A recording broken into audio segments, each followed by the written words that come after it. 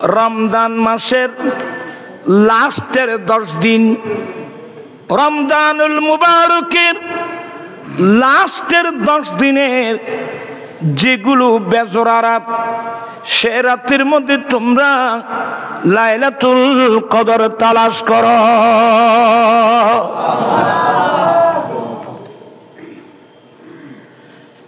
এগুলো হিসাব করলে গোটা রমজানুল মুবারক আমাদের জন্য অত্যন্ত গুরুত্বপূর্ণ একটা মাস এবং চাঁদ।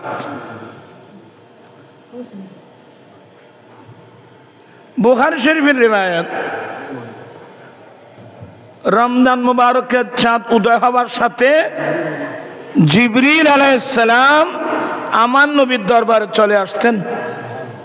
সুবহানাল্লাহ। কি জন্য জানেন? আল্লাহর কোরআন দর করার জন্য। কোরআন এটা নাযিল হয়েছে কদরের রাত্রে, কোরআন এটা নাযিল হয়েছে মাহে রমজানুল মুবারকে। এই জন্য জিবরিল ইসলাম চলে আসতেন আমার নবীর দরবারে কোরআনে পাকের দৌড় করার জন্য। আমার রসুল আল্লাহর কালামের দৌড় করার জন্য জিবরিল ইসলাম এসে যেতেন, দৌড় করতেন। আমার রসুল ডান হাতে বাম হাতে অহরহ আল্লাহ রাস্তায় দান করতেন এই রমজানুল মুবারকে। আল্লাহু আকবার।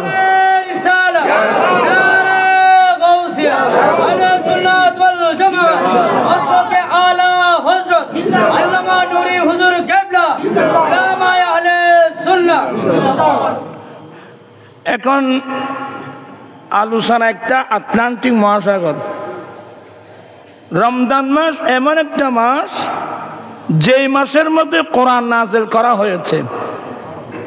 সূরাতুল কদরে বলছেন, নিশ্চয় সে কোরআন আমি কদরের রাত্রে নাযিল করেছি। আপনারা আমার দিকে তাকান, তোরা কে বিড়ি বিড়ি বিনো করবি, তোরা লল্লিবাদী হাত দেমাকাল লড়ি দেবে। কদরের রাত্রে এখন স্বাভাবিক একটা প্রশ্ন আসবে, কোরআন শরীফ এটা কোথায় ছিল, কোত্থেকে নাযিল হলো? আমার ভাইয়েরা, এ কোরআন শরীফ হলো, কোরআন শরীফ কার হয় গৌতম বেলি এটা হাতে ক্লাস গরম করিব। আল কোরআনু কালামুল্লাহি মুনাজ্জালুন আলার রাসূল সাল্লাল্লাহু আলাইহি ওয়াসাল্লাম আল মাকতুবু ফিল মাসাহিফি আল মানকুলু আনহু নাকালান মুতাওয়াতিরান বিলা শুবহাতিন। এটাই বুঝিব না। এনে একখানে ইশারা দিলাম যে এত সহজ না বুঝতে পাইছ। এ কোরআন খারাপ হয় গৌতম গেলে রাইতেন যাইব গো, তার দাম বুঝি নে। আমার ভাইয়েরা, এ কোরআন পাক এটা আল্লাহর কালাম। সুবহানাল্লাহ বলবেন না? এটা আল্লাহর কালাম। আল্লাহ যেমন কদিম, আল্লাহর কালাম কদিম। আল্লাহ যেমন স্থায়ী, আল্লাহর কোরআনও স্থায়ী। এই ফোন তুমি সারা যাও, তুমি সারা যাও, তোমরা চলে যাও, যাও যাও, তোমরা চলে যাও, যাও না, তোমরা চলে যাও না, বাড়িতে চলে যাও। না না, তোমার গার্ডিয়ান কে নেই? গুরু গুরু ভাই নূর। আল্লাহুম্মা সাইয়্যিদিনা নাবিয়িনা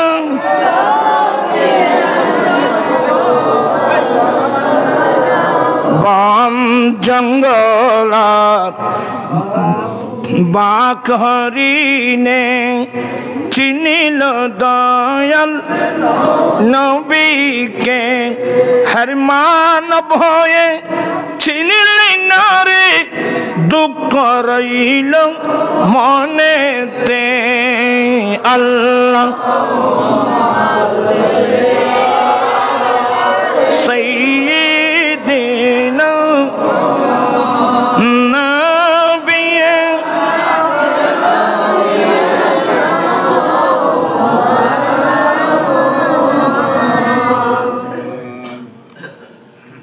কোরআন আল্লাহর কালাম, এটা কোথায় ছিল?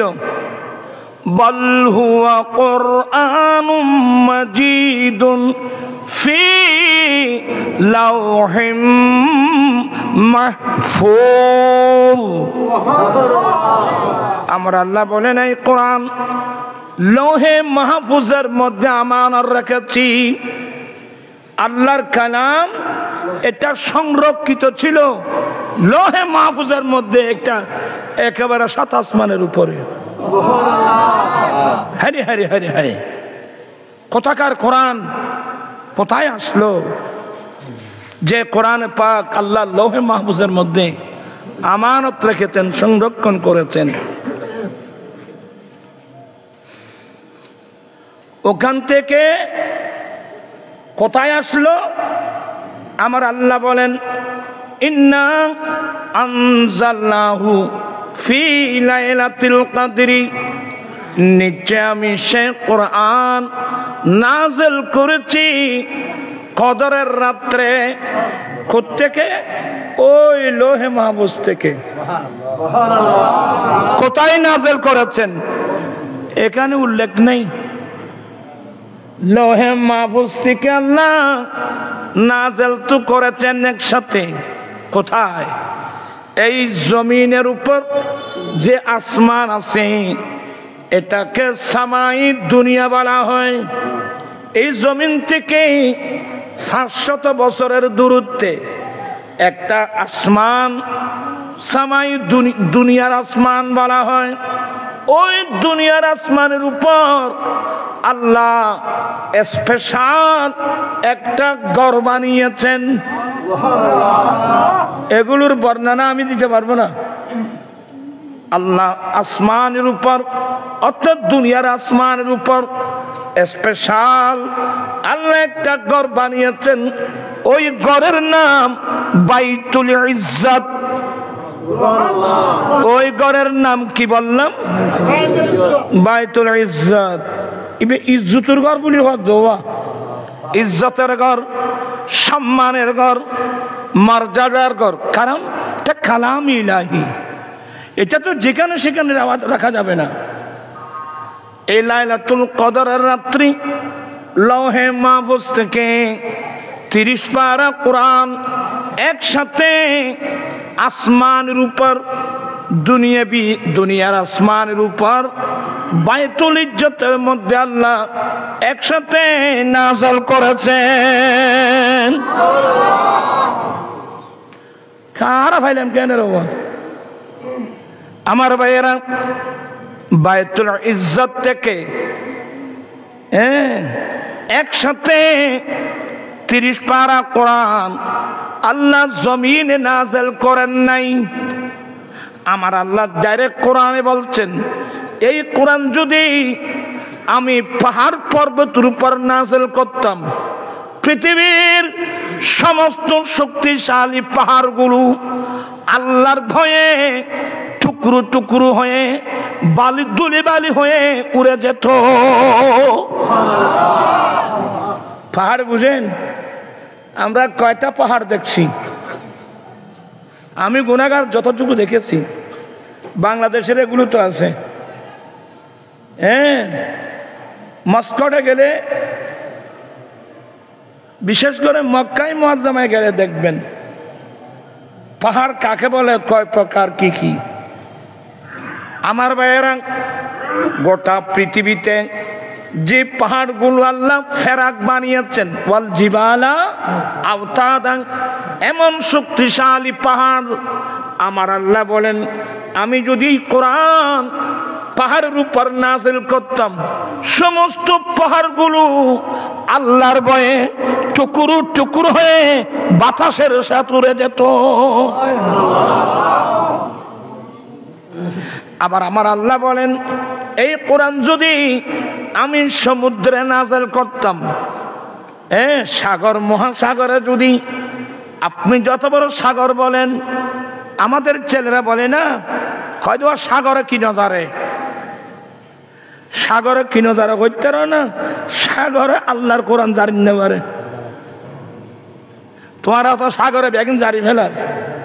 আমার আল্লাহ বলেন আমি যদি কোরআন সাগরের মধ্যে নাযিল করতাম, সমস্ত সাগর মহাসাগরের পানিগুলো আল্লাহর ভয়ে জলীয় বাষ্প হয়ে বাতাসের সাথে উড়ে যেত।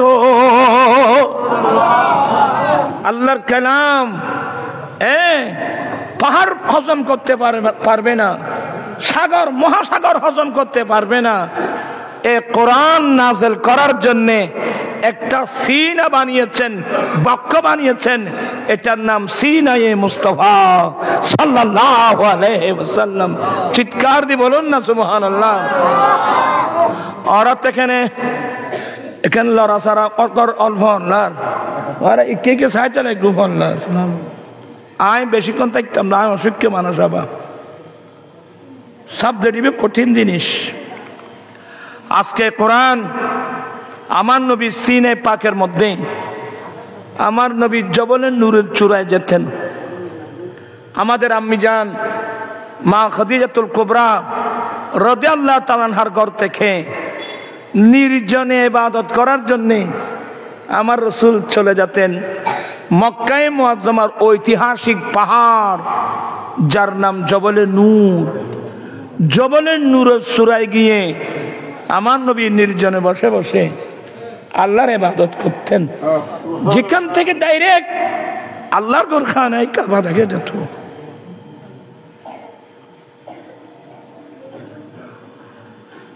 অনেক লম্বা আলোচনা। সর্বপ্রথম নবীর উপর প্রথম জিবরিল ওহী আনে নাই। বুখারী শরীফের রিওয়ায়াত, আফযালু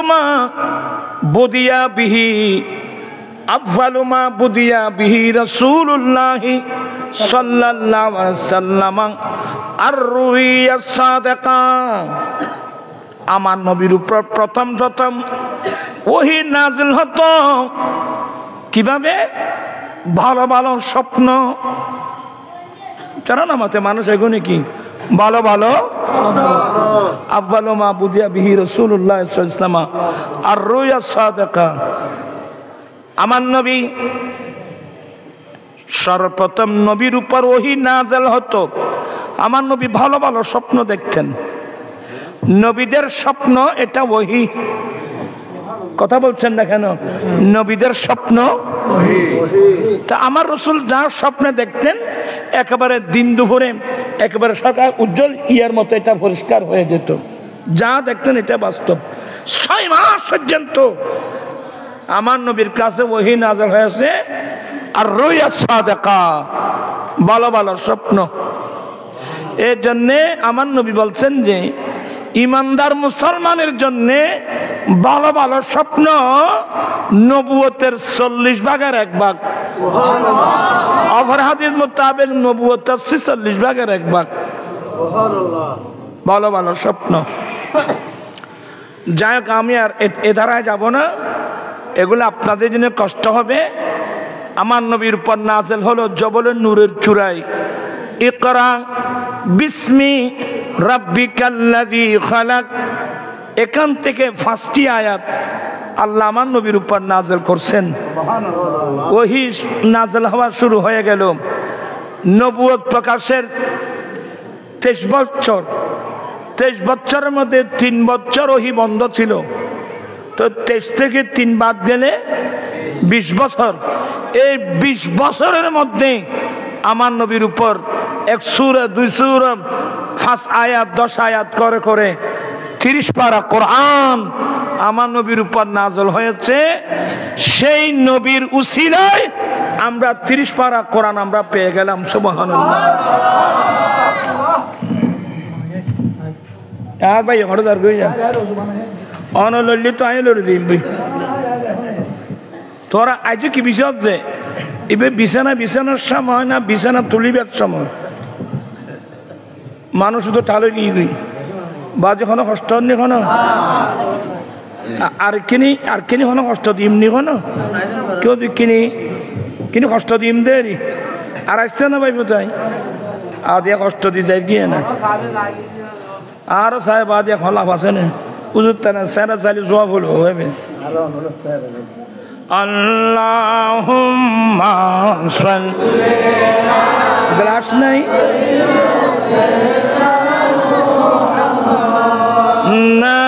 নাবিয়িনা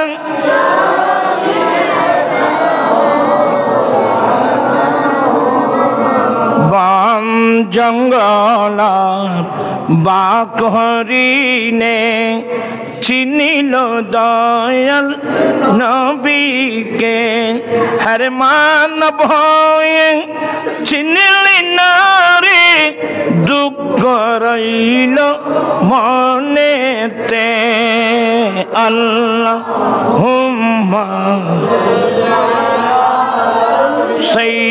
সাইয়্যিদিনা নাবিয়িনা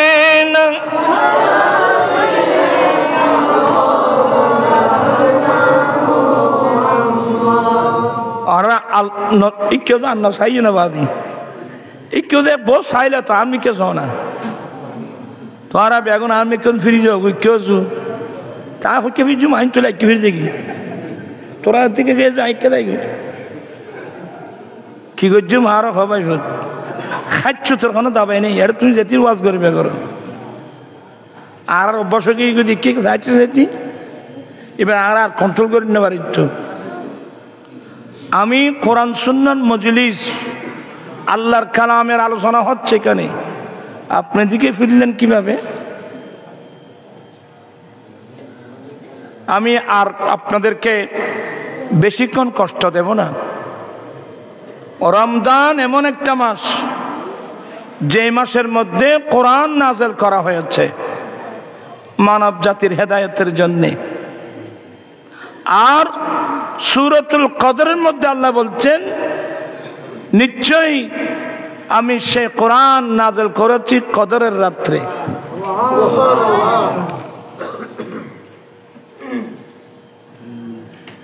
এটা হলো রমজান মাসের ফজিলত এবার বলবো আমার দয়াল নবী এই মাসের গুরুত্ব কি বুঝালেন তোরা যে ফাইটান্না যায় আজ হন্না করেন না ফেজুম তোর দুদুল্যমান অবস্থায় আছো তোরা এক মন এক খেয়াল এক ধ্যান হতে হবে আচ্ছা ফরো কলা সেনে তোর ফন্নান দিলেও চলো কলা রাসূলুল্লাহি সাল্লাল্লাহু আলাইহি ওয়াসাল্লাম ইযা দাখালা রমাদানু ফুতিহাত আবওয়াবুস সামা আমাদের নবী বলেন যখন রমজান মাস প্রবেশ করবে উম্মত রমজানুল মুবারক মাস যখন তোমাদের কাছে প্রবেশ করবে রমজান মুবারকের চাঁদ উদয় হওয়ার সাথে সাথে সমস্ত আসমানের দরওয়াজাগুলো একযোগে খুলে দেওয়া হয় রমজান মাসের চাঁদ উদয় হওয়ার সাথে সাথে সমস্ত রহমতের দরওয়াজাগুলো ফুতিহাত আবওয়াবুর রহমান মহান রব্বুল আলামিনের রহমত বরকতের যতগুলো দরওয়াজা আছে সবগুলো একসাথে খুলে দেওয়া হয়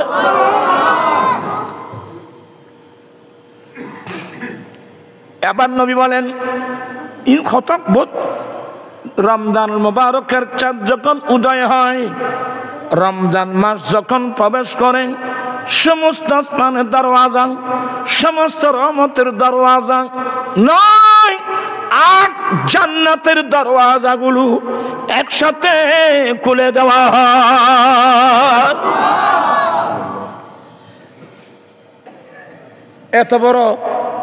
এত বড় মাস এত বড় চাঁদ আর এই মাসের যতগুলো ফজিলত আমার নবীর হাদিস দ্বারা প্রমাণিত অন্যগুলো মাসের এতগুলো ফজিলতের উপর এতগুলো আয়াত নাই। পড়ার হইলাম তো ওই ফোন বার ছড়াই যাও, তারা দোষ ন, তারা ও বুঝছে আরো আজিলে মিললে আয় আবাদি ওই ইবেল অরণে বেগুন কেতন কেলো রেগে গেছি আর শৌকি সাফাইলি আবার বেগুন টিকে যাবো। তোমার আর হইলাম তো যাকে তারা এন বেশি মহব্বত করে গুগুরো মিকে ফাঙ্কা ফোনিস খোঁজ যখন ইত্যাদ ন পানি আনলে না কেন দর্শরী ফোন বা বেগুন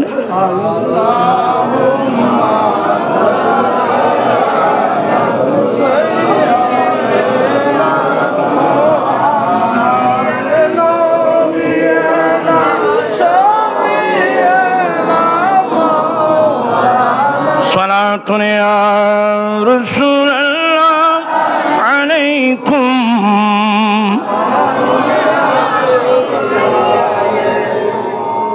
আমার দয়াল নবী বলছেন যখন রমজান মুবারক মাস প্রবেশ করবে সাথে সাথে সমস্ত আসমানের দরওয়াজা, সমস্ত রহমতের দরওয়াজা, সমস্ত জান্নাতের দরওয়াজাগুলো একসাথে খুলে দেওয়া হয়।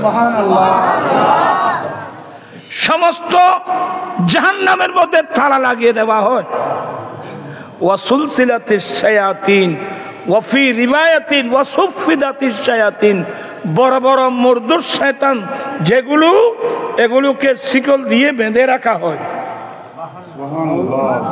রমজান মাসের গুরুত্ব এগুলো বললে আপনারা বুঝবেন না, আমি একটু অন্য কিছু বুঝাই।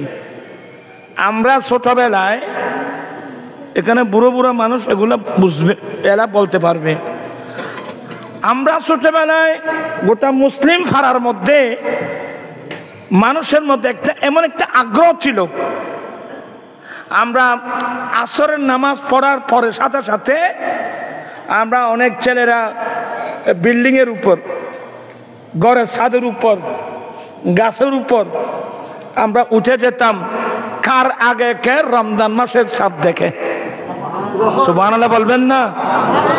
অনেক মহিলারা পর্যন্ত ঘরের পিছন দিয়ে বেরিয়ে যেত আসমানের রমজান মুবারকের চাঁদ দেখতেছে কিনা। এই ধরনের একটা আগ্রহ মুসলমানের মধ্যে ছিল। আপনারা ব্যাকুণ মরা মানুষ, রুহানীয় জিনিসটা নেই, নবীর প্রেম ভালোবাসা, মহান রব্বুল আলমিনের মোহাব্বত আমাদের ভিতর নেই। আর হইলাম দুগম মরা মদর গাছর মতো গিয়ে বেগুন। আমরা ছোটবেলার যে দৃশ্য এখনো মনে পড়ে, নিশ্চয় ওরা মুরব্বীরা আপনারা নিজে বুঝতে পারবেন। রমজান শরীফের চাঁদ দেখার জন্যে কার আগে কে দেখবো একটা প্রতিযোগিতা ছিল, কিন্তু সে আগ্রহ এখন কি আছে? সেই আগ্রহ এখন আমাদের মধ্যে নেই।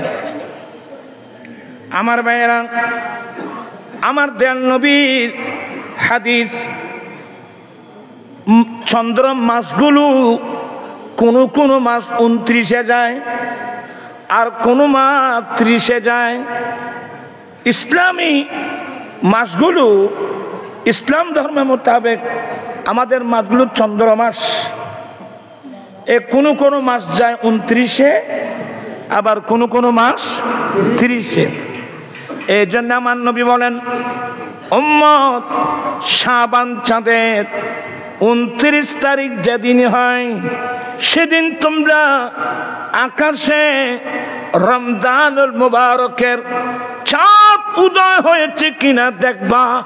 আল্লাহু আকবার। এটা আমার দয়াল নবীর নির্দেশ। উম্মত তোমরা শাবান চাঁদের 29 তারিখ রমজানুল মুবারকের চাঁদ উদয় হয়েছে কিনা দেখবা। যদি চাঁদ দেখা যায় তোমরা রমজান মুবারকের রোজা রেখে দিবা। কারণ আল্লাহ ওই আয়াতে বলছেন, ফামান শাহাদা মিনকুম শাহরা ফালইয়াসুমহু, যে মাসকে পাবে তার উচিত এই মাসে রোজা রাখা। গিলান শহরের মানুষ শাবান চাঁদের 29 তারিখ রমজানুল মুবারকের চাঁদ উদয় হয়েছে কিনা দেখতেছিল। আকাশ এমন মেঘাচ্ছন্ন ছিল, চাঁদ কেউ দেখে নাই। চাঁদ কেউ, কোথাকার মানুষের কথা বলছিলাম? গিলানের মানুষ। গিলান মানে এটা ইরানের একটা প্রদেশ। গিলানের মানুষ তো চাঁদ কেউ দেখে নাই। এরপরেও মানুষ তারাবির নামাজ পড়ে নিয়েছেন। তারাবির নামাজ পড়ে সবাই সেহরিকে রমজান মাসের কি রেখে দিয়েছেন? রোজা রেখে দিয়েছেন। আমরা রোজা রেখে ঘর থেকে বের হব, দিনের বেলায় বাজারে যাব, হাটে যাব, ঘাটে যাব, যাকে যেখানে পাই জিজ্ঞাসা করব, ভাই রোজা রাখছেন? হ্যাঁ রোজা রাখছি। ভাই আপনি কি চাঁদ দেখছেন? এভাবে এক অপরের কাছে জিজ্ঞাসা করতে করতে যদি দুইজন সাক্ষী পেয়ে যায়, গতকালকে সন্ধ্যায় আকাশের মধ্যে চাঁদ উদয় হয়েছে কিনা দুইজন সাক্ষী যদি পেয়ে যায়, তাহলে তো আমরা রোজা রেখে ফেলবো। আর যদি কোনো সাক্ষী পাওয়া না যায়, তাহলে আমার নবীর হাদিস মোতাবেক 30 তারিখ পূর্ণ করে তারপর দিন থেকে আমরা কি রাখবো? রোজা রাখবো। আপনার সবাই আমার দিকে আছেন? আমার ভাইয়েরা সবাই রোজা রাখছেন। গিলানের মানুষ ঘর থেকে বের হলো, বাজারে যাচ্ছেন, হাটে যাচ্ছেন, ঘাটে যাচ্ছেন, যে যেখানে যাচ্ছে যাকে পায়, ভাই আসসালামু আলাইকুম। ওয়ালাইকুম আসসালাম ওয়া রাহমাতুল্লাহি ওয়া বারাকাতুহু। ইয়া জুরত জানার ভাই ফুট এ আসামে ববে জুরত তোরা ফান্না পড়ছে তিনি ভাই আজ এই তো ইন জুরে নেমেন চুরগাম ন বহুত দুষ্ট মুখম নজস এই আই অল্প সময় আর ভাই সখী সরে দিয়ে রায় যাবে। রমজান মাস সামনে আসছে, এই জন্য তার ফজিলতের উপর আপনাদেরকে কিছু ধারণা দিচ্ছি। তো গিলানের মানুষ গোটা একে অপরের সাথে সাক্ষাৎ, সালাম কালাম হয়, সবাই রোজা রাখছে, কিন্তু চাঁদ কেউ দেখে নেই। আমার ভাইয়েরা, তো প্রায় মানুষ সিদ্ধান্ত নিল চাঁদ যখন দেখলাম না, তাহলে আমরা রোজা খুলে ফেলবো, 30 তারিখ পূর্ণ করে আগামীকাল থেকে রোজা রাখবো। তো কয়েকজন মুরব্বী বলে, না না, এত তাড়াতাড়ি তোমরা রোজা খুলবা না, কারণ আমাদের দেশে একজন বড় বুজুর্গ আছে, ওনার নাম আবু সালেহ মুসা।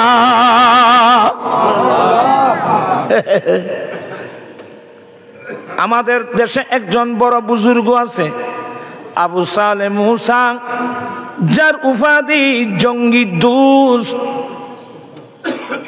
জঙ্গি দোস্ত মানে বুঝেন? জঙ্গি দোস্ত মানে যিনি সব সময় আল্লাহর রাস্তায় জিহাদ করাকে ভালোবাসতেন। ইনি জঙ্গি দোস্ত, ইনি সব সময় আল্লাহর রাস্তায় জিহাদ করাকে ভালোবাসতেন। আর তো ভালোবাসি দিয়ে এখানে আরামদার চাইল ভাত খায়, কোথায় খায়? আমরা তো আরাম প্রিয় মানুষ, আমরা আরামকে ভালোবাসি, আর উনি আল্লাহর রাস্তায় জিহাদ করাকে ভালোবাসতেন।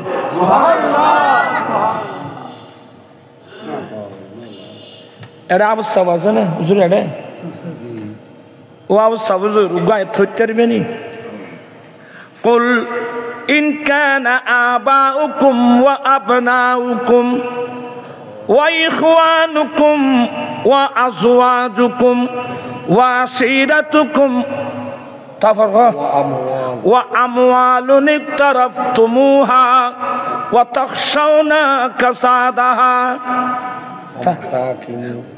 ومساكن ترضونها أحب إليكم من الله ورسوله মিনাল্লাহি ওয়া রাসূলিহি, তারপর শব্দ কি? ওয়া জিহাদিন ফি সাবিলিহি। আল্লাহ এবং মা বাবা ছেলের সন্তান, মা বাবা ছেলের সন্তান, স্ত্রী পুত্র, পৃথিবীর বুকে যত এমন ব্যবসা, যে ব্যবসার ক্ষতি হোক মানুষ চায় না, সুন্দর সুন্দর ঘর বাড়িকে মানুষ পছন্দ করে, সবগুলোকে আপনি এগুলোকে যদি আল্লাহ এবং আল্লাহর রসুল আর আল্লাহর রসুলের পরে আল্লাহর রাস্তায় জিহাদ করার চেয়ে যদি ওগুলোকে ভালোবাসেন, আমার আল্লাহ বলেন অপেক্ষা করো, কিয়ামত একেবারে অত্যন্ত। আমরা তো এতদিন ওয়াজ করছি আল্লাহ এবং আল্লাহ রসুলকে ভালোবাসতে হবে। এখন এই আয়াত দ্বারা আল্লাহকে ভালোবাসতে হবে, আল্লাহ রসুলকে জানের চেয়ে ভালোবাসতে হবে, এমনকি আল্লাহর রাস্তায় জিহাদ করাকে ভালোবাসতে হবে।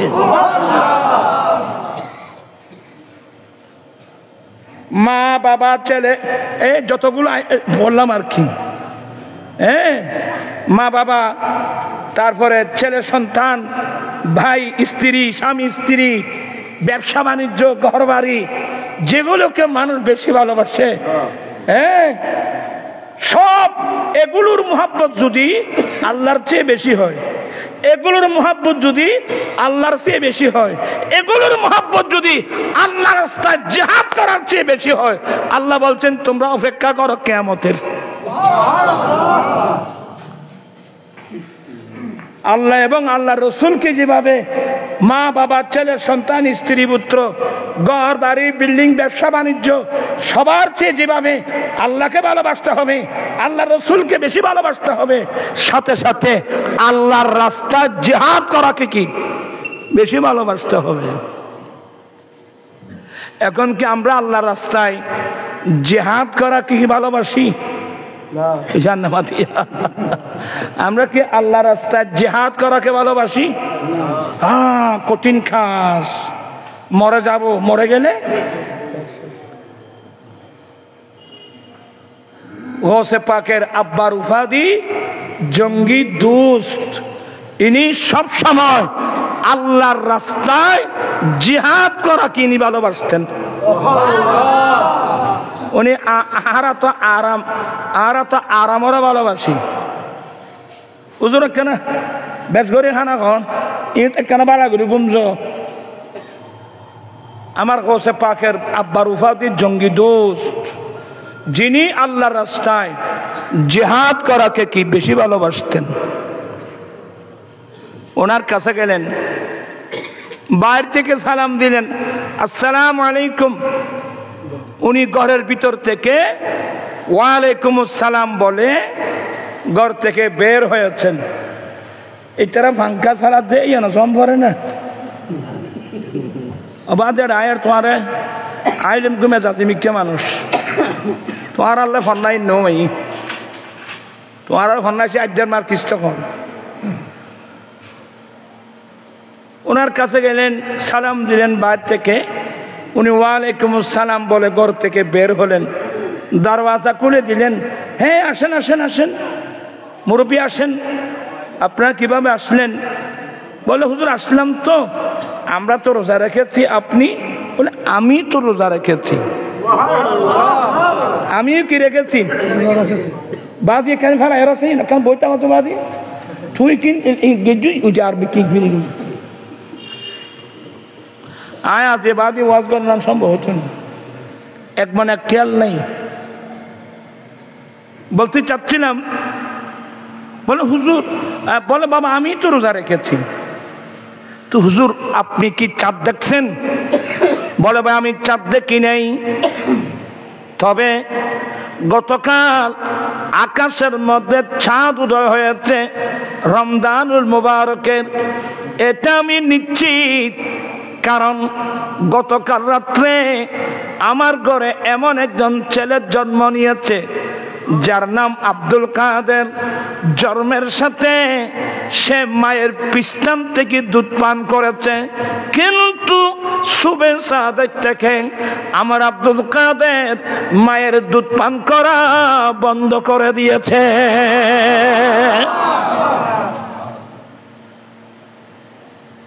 রোজা বুঝেন? গৌসে পাক যেদিন দুনিয়া আসছে পৃথিবীর গিরান শহরের কোন মানুষ আকাশের ছাদ দেখে নাই। আমার গৌসে পাক শুধু ছাদ দেখছেন না, উনি রোজাও রেখে দিয়েছেন। তো ওনার সেহেরি কই? মায়ের দুধ, মার দুধ খাইয়ে দিবে এরই সেহেরি। দুনিয়াতে আসা মাত্রই মায়ের দুধ খেয়ে সেহেরি খেয়ে রমজানের রোজা। উম্মুল খায়ের ফাতেমা গৌসে পাকের আম্মা বর্ণনা দিয়েছেন, আমি একদিন দুদিন না গোটা রমজানুল মুবারক আমি আমার এই ছেলেকে আমি পরীক্ষা করেছি। কোন কোন সময় আকাশে মেঘ হলে ইফতারের টাইম হয়েছে কিনা এটার সন্দেহ হলে তখন তার গড়ি ছিল না, তখন আমি আমার ছেলে আব্দুল কাদেরকে আমার পিস্তানে তার মুখটা লাগিয়ে দিতাম। আমার আব্দুল কাদের যদি দুধ পান করত আমরা বুঝতাম ইফতারের টাইম হয়েছে।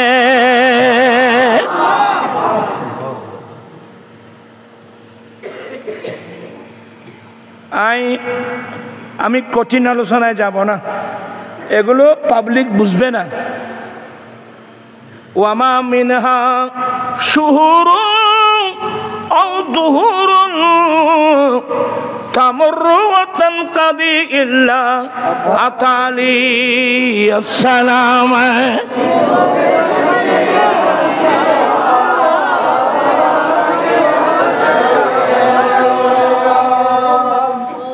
রোজা কত বড় নিয়ামত জানেন? আচ্ছা শুরু তো ফরাও না চাই ইকে লারি সারি চাই না ঠিক করতে চাই ফর না ফর কলা বিরক্ত হচ্ছেন? কলা রাসূলুল্লাহ সাল্লাল্লাহু আলাইহি ওয়াসাল্লাম মান ইসতাতা মিনকুম ফালিয়াতাযাওয়াজ ফাইন্নাহু আগাদ্দু লিল বাসারি ওয়া আহসানু লিল ফারাজি। এখানে বাচ্চার বয়স্ক অনেক মুরব্বী আছেন, আমি বেয়াদবি মাপ চেয়ে নিচ্ছি। আল্লাহর নবী বলেন, হে আমার উম্মত, তোমরা যাদের বিবাহ করার সামর্থ্য হয়েছে, হে আমার উম্মত তোমরা যাদের বিবাহ করার সামর্থ্য হয়েছে তোমার উচিত তাড়াতাড়ি বিবাহ করে নেওয়া। আপনাদের মনোযোগ আছে নাকি? তোরা ফলের মনোযোগ আছে না? এনে আছে তুমি মুখে কইতে লাগবে জানা আর কলব হদ্দে মনোযোগ বেগুন নাই। আচ্ছা চাইয়া বিয়ের কথা কইতে মনোযোগ হয় না চাই।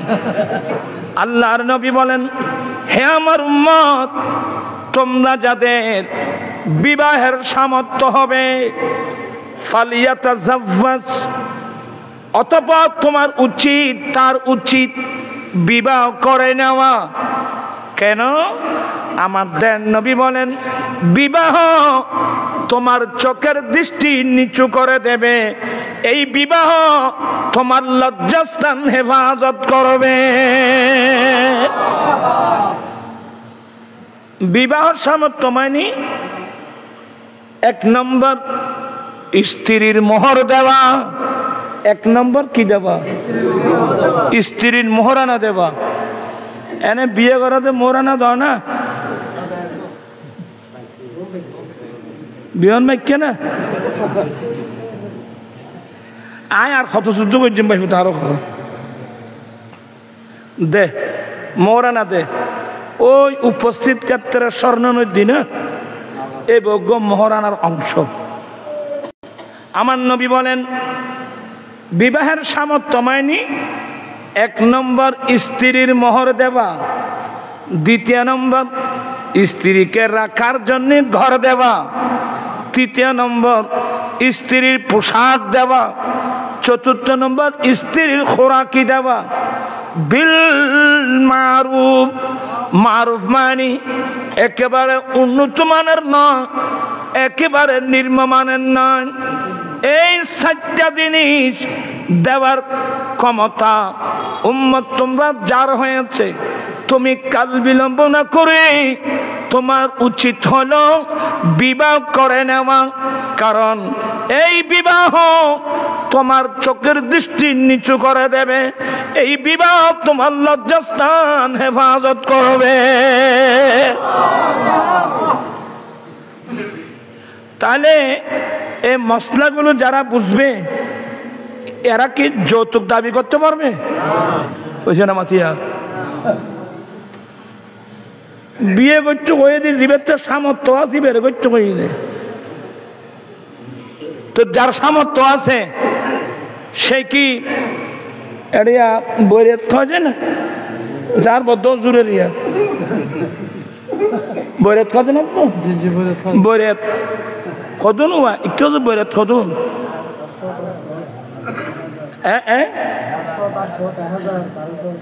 500 700 1000 আজিয়তুনতি বেগিন বন্ধ বেদাতে সইয়া হারাম। মাইফার বরফ এতক্ষণ মানুষ কিনলে ভাত খাইতে গিয়ে দেয়, ভাত কোনোদিন শোকন দেখো আয় কেন ধর করি কইম কথা গাইলতে শুনলাম তাই জানি। ডাক্তার ইঞ্জেকশন মারতে আইলি রুগী ডাক্তারের মারা দেন না, তাহলে বলি ডাক্তার ইঞ্জেকশন মারি সারা দিব না। আপনারা বাপসার বয়স্ক যারা আছেন ভুল বুঝবেন না, তো কিভাবে বলবেন আমি শিখিয়ে দিচ্ছি। বেয়াই সাহেব, আমরা তো উভয় একমত হলাম আমরা আত্মীয়তা করব, তো মেয়েটাকে আপনি আমার বাড়িতে নিয়ে আসবেন না আমাকে আসতে হবে?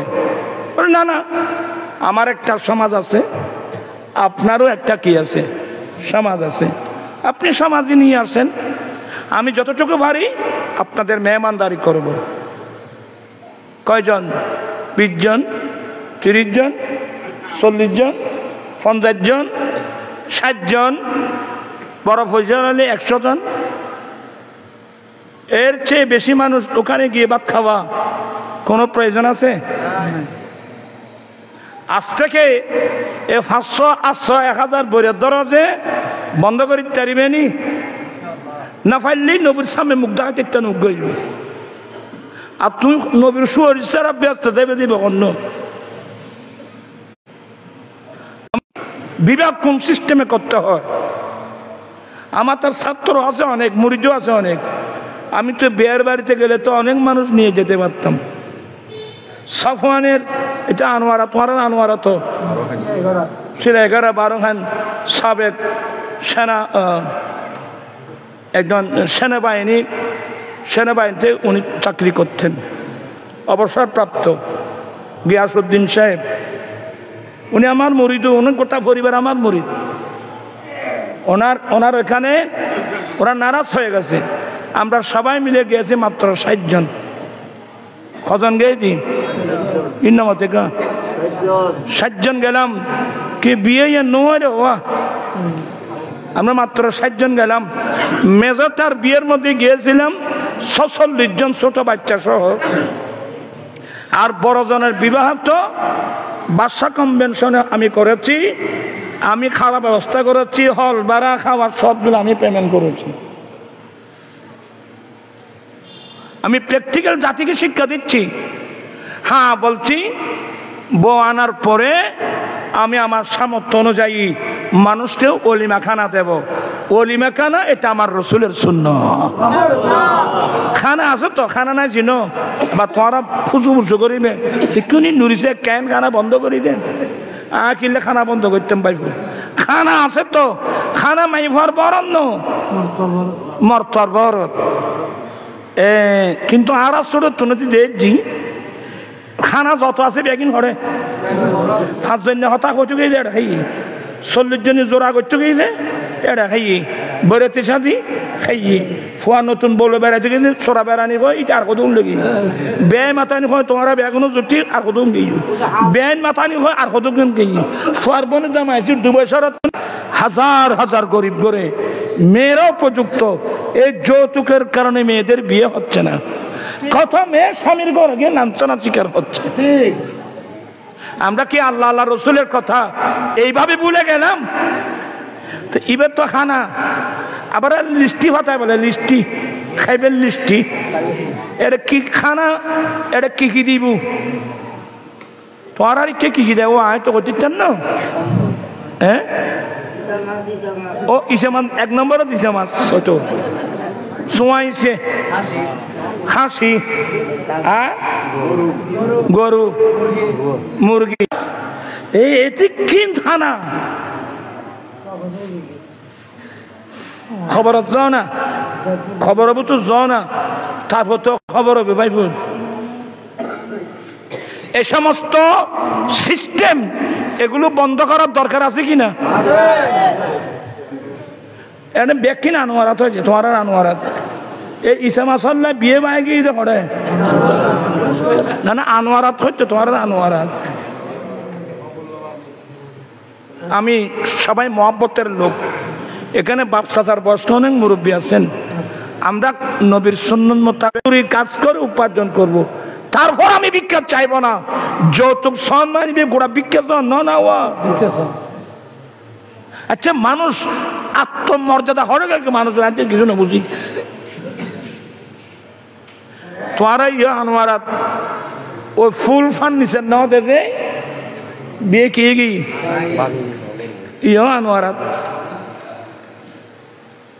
আমি খুব বিনয়ের সাথে বলছি সবাই মহব্বতের লোক আমরা কদিন বাঁচবো বাবা আমার বাবা কোথায় আমার দাদা কোথায় আমার দাদি কোথায় ওই জান্না মাথিয়া তোরা হো তোরা হো আল্লাহ দিয়ে বন্দার দিয়ে তো বন্দার দিয়ে খোয়ার ফানি যায় জানি জানানোর পরেও তুমি বেতন বাস করতে লাগবে রে জানানোর পরেও বেতন তুমি ফার্নিচার করতে লাগবে রে কিন্তু খোয়ার ফানি বাজি আল্লাহর দরবারের মধ্যে দৌলতের কোনো অভাব আছে না রবা আমি আমার ছেলেদেরকে বলছি তোমরা আমার কথা শুনো বলে আমি প্রয়োজনে রিক্সা টেনে উপার্জন করব। আমি প্রয়োজনে ঠেলা গাড়ি টেনে উপার্জন করব। আমি প্রয়োজনে দিন মজুরি কাজ করব। চিকিৎসা করে দুবাই হয়ে আমি কাতার গিয়েছিলাম ফেসবুকে দেখলাম হাটহাজারির এক জায়গায় একটা মেয়ে বিয়ে দিয়েছে বেশি দিন হয় নাই কোরবানির সময় মেয়ের বাবার পক্ষ থেকে মেয়ের শাশুর বাড়িতে একটা ছাগল পাঠিয়েছে এ গরু না পাঠিয়ে ছাগল কেন পাঠালো এ জানেন মেয়েটাকে মারতে মারতে মারতে সামনে ফেলছে আমরা কোন দেশে বসবাস করতেছি আমরা এগুলো কি দেখতেছি সমাজের মধ্যে এমনি সারা রাত লাভটা কি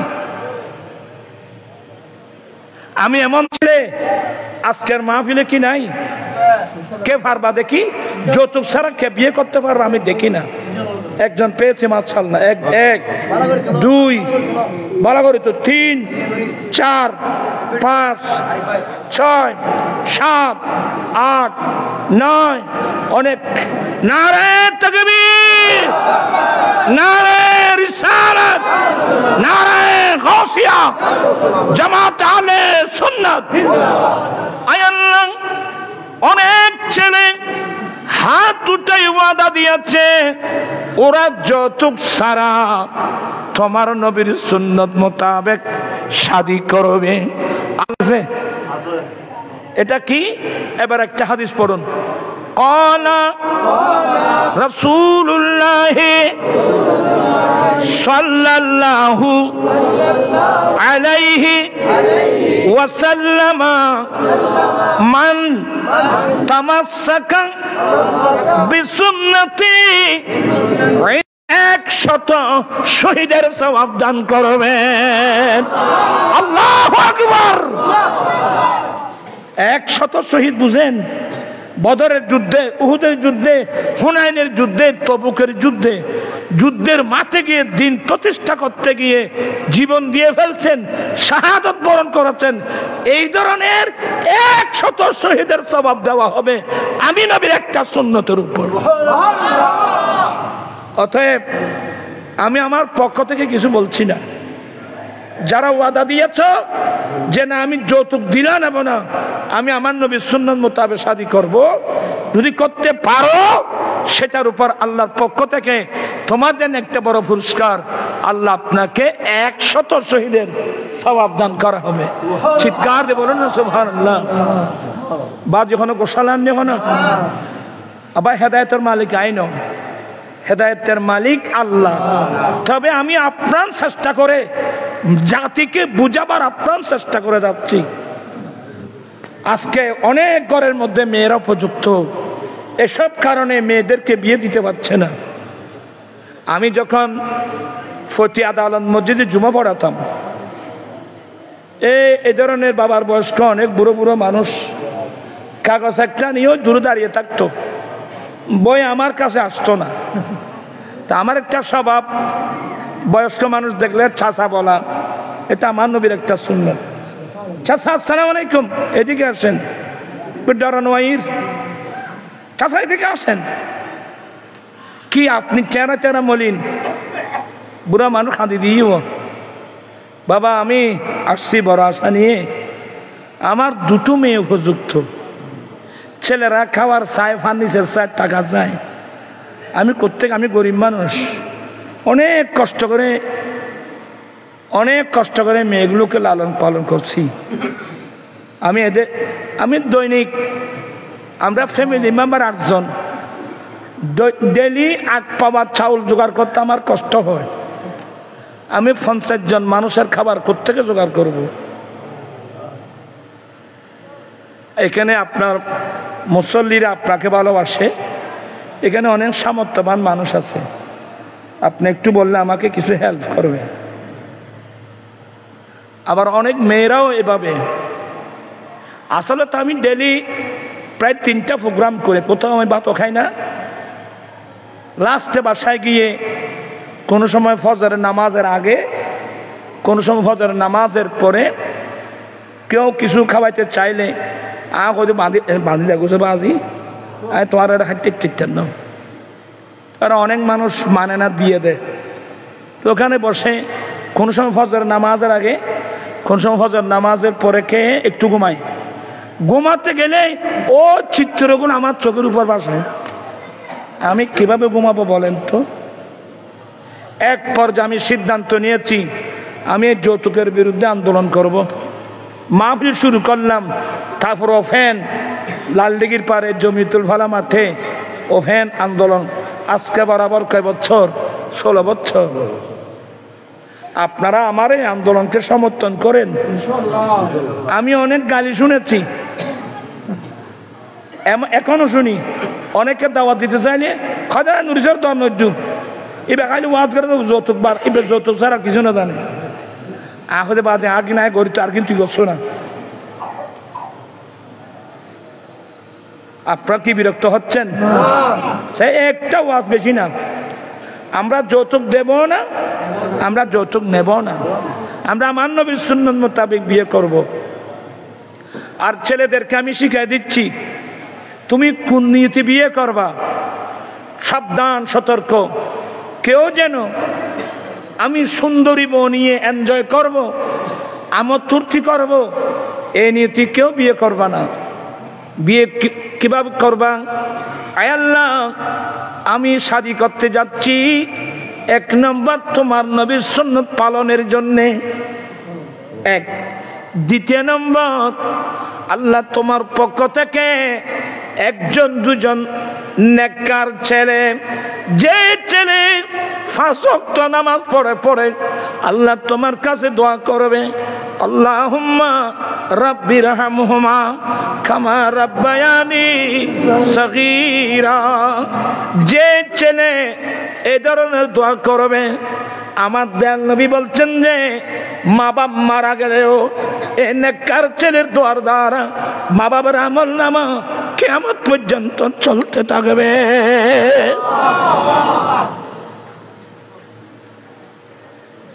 এ নিয়ে বিয়ে করবেন আমোদ ফুর্তি করার জন্য না, নাচানাচি করার জন্য না, বিয়ের বাড়ির ফার্নিচার খাওয়ার জন্য না।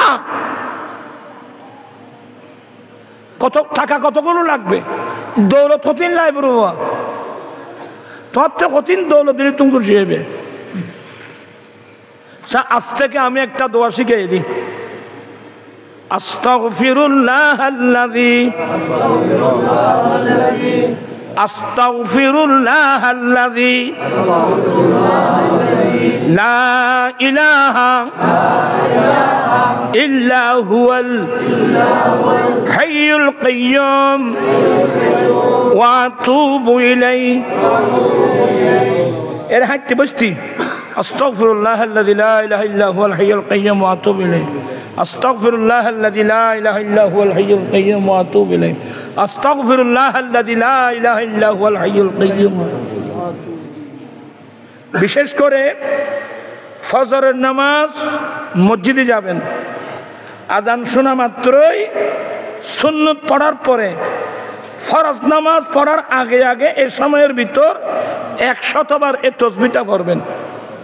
আস্তাগফিরুল্লাহাল্লাযী লা ইলাহা ইল্লা হুয়াল হাইয়ুল কাইয়্যুম ওয়া আতুবু ইলাইহি। তাতে কি লাইব? ঠিয়া লাইব না, পয়সা লাইব না, জায়গা লাইব না, পয়সা লাইব, কি লাইব? বল হুজুরি কতক্ষণ খন যায় এটা অবস্থা আছে করলি না? সূরা নূহ, সূরা হুদ। ফাকুলতু আস্তাগফিরু রাব্বাকুম ইন্নাহু কানা গাফফারা ইউরসিলিস সামাআ আলাইকুম মিদরারা ওয়া ইউমদিদুকুম বিআমওয়ালিন ওয়া বানিন ওয়া ইয়াজআল লাকুম জান্নাতিন ওয়া ইয়াজআল লাকুম আনহারা। এই কথাই ব্যাগে আয়াতের ভিতর আছে। আমি আর কথা বাড়াবো না, আমি অসুস্থ মানুষ, এত বেশি ওয়াজের দরকার নাই। রমজানুল মুবারক আসছেন, 5 ওয়াক্ত নামাজ বা জামাত আদায় করবেন। 30 পারা কোরআন, প্রত্যেক দিন কোরআন তেলাওয়াত করবেন। কোরআন পড়তে না জানলে শিখবেন।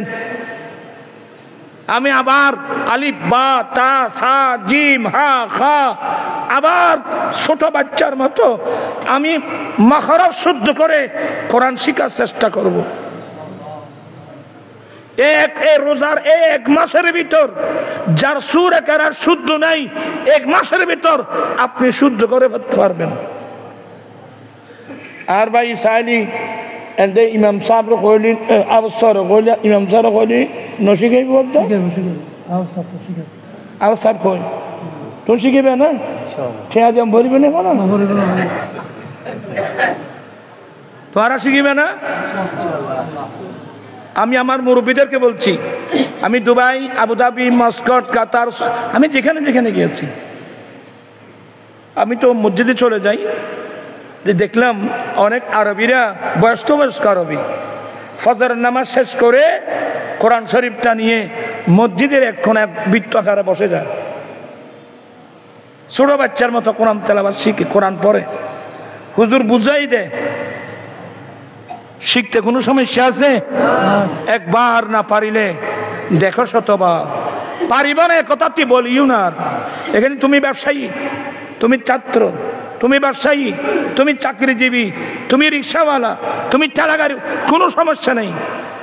কিন্তু নামাজ তো আমাদের উপর ফরজ। নামাজ পড়ার জন্য আমাকে মসজিদে যেতে হবে। তাহলে আমি ফজরের নামাজ পড়ে 8 ঘন্টা সময় রুটিন করব।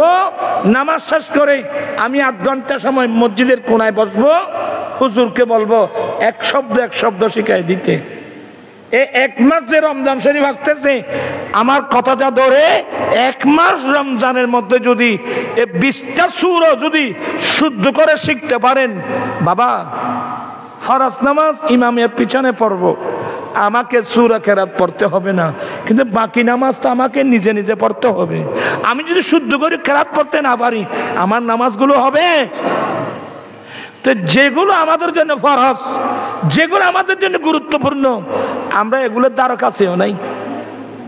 মেয়েদেরকে বলছি, আপনি আপনার ওয়াইফকে কি তালিম দিলেন? মেয়েদেরকে কোরআন শিখার ব্যবস্থা করতে হবে। আশা করো আমার শৌকি হুজুর উনি ইনশাআল্লাহ এই ধরনের একটা পদক্ষেপ নেবে, যাতে মহিলারাও যেন পর্দার ভিতর বসে বসে যেন কোরআন শরীফ শিখতে পারে, পড়তে পারে। এখানে নাকি হেফজখানা খোলা হবে, এটা বলবেন না। আসলে ওরা বাইক মানুষ আবেজ বেশি, আনোয়ারাত বাসালি আনোয়ারা মিদ্দি আবেজ বেশি, কারণ আবেজ বেশি যে আছে না তাই যারে ও ফসে বেলে বেয়া আগুন সিটাং শহর দেখবি। তা আশা করব এখানে যদি হেফজখানা চালু হয়, আপনার ছেলেকে হাফেজ কোরআন বানানোর জন্য একজন ছেলেকে হেফজখানায় দিবেন। এই যখন মাতের নিয়ে গিয়ে মাতের নিয়ে যায় ও হাফেজ কোরআনে বেলায় হেফজখানা দিবেন। আর ও এই উগ্র ফুয়া ভাই একজন ভাই, আর কে আছে? কই ইয়া মাইক চালাও দিবে হনলে তোর মাইকে ব্যায়াম করেন লোড় ভাই, ডিস্টার্ব নয় পানি ডিস্টার্ব করলি বউ ফাতি না কই বালা করে চালাইলি এন দোয়া গজ্জুম দে সুন্দর চাই বউ পাঁচ পানি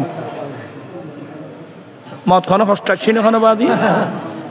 এক মাস মা বোনদেরকে বলছি ডেলি এক ফাড়া করে 30 দিনে 30 পারা কোরআন, এক খতম কোরআন পড়বেন।